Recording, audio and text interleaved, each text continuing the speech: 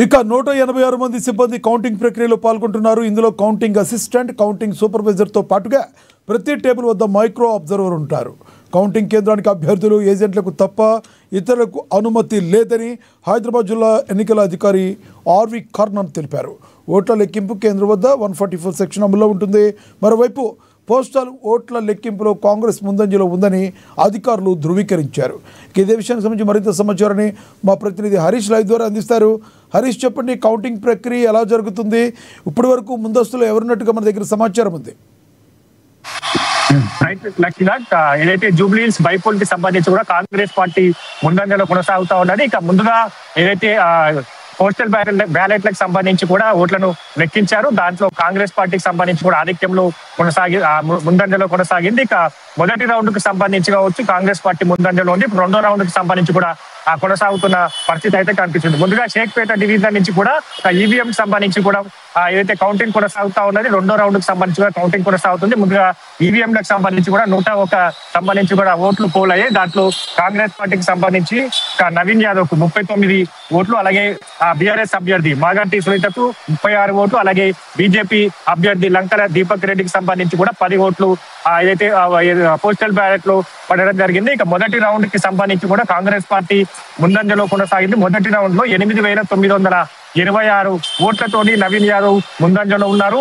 రెండో రౌండ్ కి సంబంధించి కూడా రెండో రౌండ్ లో కూడా 127 ఆధిక్యంలో కూడా ముందంజలో నవీన్ యాదవ్ కొనసాగుతున్న పరిస్థితి అయితే కనిపిస్తా ఉన్నది. ఇక ముందుగా పోస్టల్ బ్యాలెట్లకు సంబంధించి కూడా కాంగ్రెస్ పార్టీ అభ్యర్థి నవీన్ యాదవ్ ఖాతా తెరిచారు. అది లీడ్ లో కొనసాగుతున్నది. ఇప్పుడు రెండో రౌండ్ కి సంబంధించి కూడా పూర్తయింది. మూడో రౌండ్ సంబంధించి కూడా లెక్కింపు కొనసాగుతున్న పరిస్థితి అయితే ఉన్నది అయితే చెప్పవచ్చు. అంటే దాంతో పాటుగా జూబ్లీహిల్స్ బైపోల్ కి సంబంధించి కూడా ఈసారి పకడ్బందీగా కౌంటింగ్ కొనసాగుతున్న పరిస్థితి అయితే కనిపిస్తుంది. అంటే 14 టేబుల్లకు సంబంధించి కూడా ఏదైతే కౌంటింగ్ చేయాలని కూడా ముందుగా భావించిన నేపథ్యం కావచ్చు. అధికారులకు సంబంధించి కూడా అందరూ ఏదైతే అందుబాటులో ఉన్న పరిస్థితి కావచ్చు.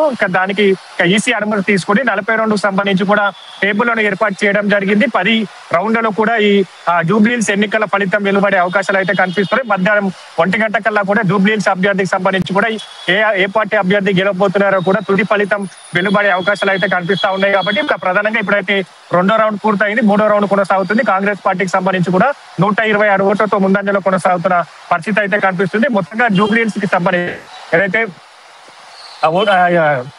ఓట్లకు సంబంధించి కూడా మొత్తంగా జూబ్లీహిల్స్ నియోజకవర్గంలో 4 లక్షల పైగా ఓటర్లు కలిగి ఉన్నారు. దాంట్లో 1,94,000 పైచిలకు సంబంధించి కూడా ఓట్లు నమోదయ్యి 48% సంబంధించి కూడా పోలింగ్ నమోదైన పరిస్థితి. కాబట్టి త్వరగా ఈ కౌంటింగ్ సంబంధించి పూర్తయ్యే అవకాశం అయితే కనిపిస్తుంది. ఇక ప్రధానంగా ఏదైతే బోరబండకు సంబంధించి కావచ్చు దాంట్లో 55% సంబంధించి కూడా పోలింగ్ నమోదైంది. 29,760కి సంబంధించిన ఓట్లు పోలయ్యాయి. రేపత్ నగర్ లో 54% పోలింగ్ నమోదైంది. ఎర్రగడ్డలో 49% పోలింగ్ నమోదైంది. ఇక సోమాజిగూడకు సంబంధించి కూడా 34% పోలింగ్ నమోదైంది. ఇక యూసుఫ్గూడకు సంబంధించి కూడా 55% పోలింగ్ నమోదైంది.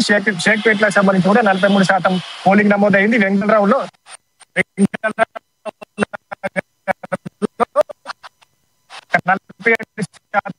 పోలింగ్ నమోదైన పరిస్థితి అయితే కనిపిస్తా ఉన్నది. మూడో రౌండ్ నుంచి కూడా కాంగ్రెస్ పార్టీ నవీన్ యాదవ్ ముందంజలో కొనసాగుతున్న పరిస్థితి అయితే ఉన్నది. మొత్తంగా ఈ పకడ్బందీ ఏర్పాట్లు అయితే చేయడం జరిగింది. ఇక ముందుగా ఏదైతే ఈవీఎంలకు సంబంధించిన కౌంటింగ్ కొనసాగుతుంది. ప్రతి కౌంటింగ్ టేబుల్ వద్ద కూడా ఇక మైక్రో అబ్జర్వర్లు కావచ్చు, మీడియాకు సంబంధించి కూడా సీసీ కెమెరా నిఘాలో పోలింగ్ కొనసాగుతున్నది. ఇప్పటికే ఏదైతే నవీన్ యాదవ్ కాంగ్రెస్ పార్టీ అభ్యర్థి నవీన్ యాదవ్ సంబంధించి కూడా ధీమా వ్యక్తం చేశారు.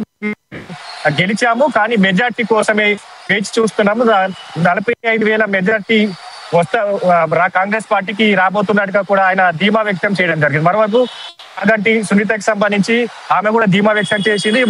న్యాయం వైపే ఓటర్లు మొగ్గు చూపారు. బీఆర్ఎస్ పార్టీ గెలవబోతున్నట్టుగా కూడా ఆమె స్పష్టం చేసిన పరిస్థితి అయితే కనిపించింది. దాంతో పాటుగా బీజేపీ అభ్యర్థికి సంబంధించి కూడా తమ సాయశక్తుల ప్రయత్నం చేశారు. ఓటర్లకు సంబంధించి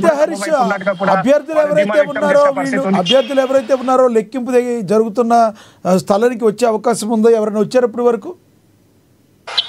రైట్, ప్రధానంగా అభ్యర్థులకు సంబంధించి కావచ్చు ఏదైతే నవీన్ యాదవ్, మాగంటి సునీత, అలాగే లంకల దీపక్ రెడ్డికి సంబంధించి కూడా కౌంటింగ్ ని పరిశీలిస్తా ఉన్నారు. ముందుగా కాంగ్రెస్ పార్టీ అభ్యర్థి నవీన్ యాదవ్ ముందుగా ఏదైతే కౌంటింగ్ కేంద్రానికి చేరుకోవడం జరిగింది. ఇక కౌంటింగ్ కి సంబంధించిన తీరు కావచ్చు, అక్కడ ఏదైతే పోస్టల్ బ్యాలెట్ల లెక్క పెడుతున్న తీరు కావచ్చు, ముందుగా పోస్టల్ బ్యాలెట్లకు సంబంధించి కూడా అభ్యర్థులకు సంబంధించిన డివైడెడ్ చేశారు. దాంతో పాటుగా కాంగ్రెస్ పార్టీకి సంబంధించి 39 ఓట్లు పోస్టల్ బ్యాలెట్ లో రావడం జరిగింది. ఇప్పుడు రెండో రౌండ్ లో కూడా కాంగ్రెస్ పార్టీ ఆధిక్యంలో కొనసాగుతుంది. ఇక మూడో రౌండ్ కొనసాగుతా ఉన్నది కాబట్టి దాదాపుగా 5 రౌండ్ల తర్వాత కూడా ఏదైతే ఒక మ్యాజిక్ ఫిగర్ చేరుకునే అవకాశాలు అయితే కనిపిస్తాయి. ఎందుకంటే ఇక 42 టేబుల్స్ కాబట్టి 10 రౌండ్లోనే పూర్తయ్యే అవకాశం ఉంది. ఇప్పుడైతే మూడో రౌండ్ కూడా పూర్తయ్యే అవకాశం అయితే కనిపిస్తా ఉంది. మరి కాసేపట్లో మూడో రౌండ్ కూడా పూర్తయ్యే అవకాశం ఉన్నది కాబట్టి ఇక మధ్యాహ్నానికల్లా కూడా జూబ్లీహిల్స్ ఉప ఎన్నికకు సంబంధించి కూడా అభ్యర్థి ఎవరు గెలుస్తారనే పైన కూడా ఒక తుది ఫలితం వెలువడబోతుంది. ఎందుకంటే పోటాపోటీ ప్రచారాలు నిర్వహించారు. జూబ్లీహిల్స్ కి సంబంధించి కూడా టగ్ ఆఫ్ వార్ నడిచింది. ఇక కాంగ్రెస్ వర్సెస్ బీఆర్ఎస్ అని చెప్పొచ్చు. ఇక ప్రధానమైన ఎజెండాతో ప్రచారాలు నిర్వహించారు. కాంగ్రెస్ పార్టీకి సంబంధించి అభివృద్ధి కార్యక్రమాలు, డెవలప్మెంట్ నినాదాన్ని తీసుకుంది. కంటోన్మెంట్ తర్వాత జూబ్లీహిల్స్ లో గెలవాలి, తర్వాత స్థానిక సంస్థలకు సంబంధించి కూడా ఇండికేషన్ ఇవ్వాలి ప్రజాపాలనలో. అయితే హరీష్, ఇక్కడైతే టగ్ ఆఫ్ ద వార్ గా నడుస్తున్నట్టయితే మనకు తెలుస్తుంది, సాయంత్రానికి ఏదైనా జరిగే అవకాశం ఉందా, లేదంటే నవీన్ యాదవ్ సేఫ్ జోన్ లో ఉన్నాడు అనుకోవచ్చా? ఖచ్చితంగా లీడ్ లో కొనసాగుతా ఉన్నాడు. ఎందుకంటే పోస్టల్ బ్యాలెట్ లో నవీన్ యాదవ్ కాంగ్రెస్ పార్టీ అభ్యర్థి ముందంజలో ఉన్నారు. 1వ రౌండ్ లో సంబంధించి కూడా ఆయన ముందంజలో కొనసాగుతూ వస్తున్నారు. 2వ రౌండ్ లో కూడా 126 ఓట్లతో ముందంజలో కొనసాగుతా ఉన్నారు. ఇక 3వ రౌండ్ కి సంబంధించి కూడా కొనసాగుతా ఉన్నారు. కాబట్టి దాదాపుగా 5 రౌండ్లు పూర్తయిన తర్వాత ఒక క్లారిటీ వచ్చే అవకాశం అయితే, ఎందుకంటే కాంగ్రెస్ పార్టీ వైపే మొగ్గు చూపినారు. ఎగ్జిట్ పోల్స్ అన్ని కూడా కాంగ్రెస్ పార్టీ వైపే చూపించాయి. ఇక బీఆర్ఎస్ పార్టీకి సంబంధించి తాము కూడా ధీమా వ్యక్తం చేస్తా ఉంది. ఓటర్లకు సంబంధించి కావచ్చు, సైలెంట్ ఓటింగ్ ఏదైతే జూబ్లీహిల్స్ బైపోల్ లో జరిగింది, తమకు ఓటర్లకు సంబంధించి కూడా తమ వైపే మొగ్గు చూపారన్నట్టుగా కూడా బీఆర్ఎస్ చెప్తా ఉన్నది. కాబట్టి ఇక ఈ మ్యాజిక్ ఫిగర్ ఎవరు టచ్ చేయబోతున్నారు. ఇట్లనే కాంగ్రెస్ పార్టీకి సంబంధించి కూడా లీడ్ లో కొనసాగితే ఖచ్చితంగా నవీన్ యాదవ్ గెలుపు ఖాయమన్నట్టుగా కూడా విశ్లేషకులు కూడా చెప్తున్న పరిస్థితి అయితే కనిపిస్తా ఉన్నది. కాబట్టి మొత్తంగా ఇప్పటికైతే కాంగ్రెస్ పార్టీ ముందంజలో కొనసాగుతా ఉన్నది. టగ్ ఆఫ్ వార్, ఎందుకంటే ఒకవైపు బీజేపీ అభ్యర్థి లంకన దీపక్ రెడ్డికి సంబంధించి పోస్టల్ బ్యాలెట్ లో వెనుకంజలో ఉన్నారు. మొదటి రౌండ్ లో వెనుకన్నారు. రెండో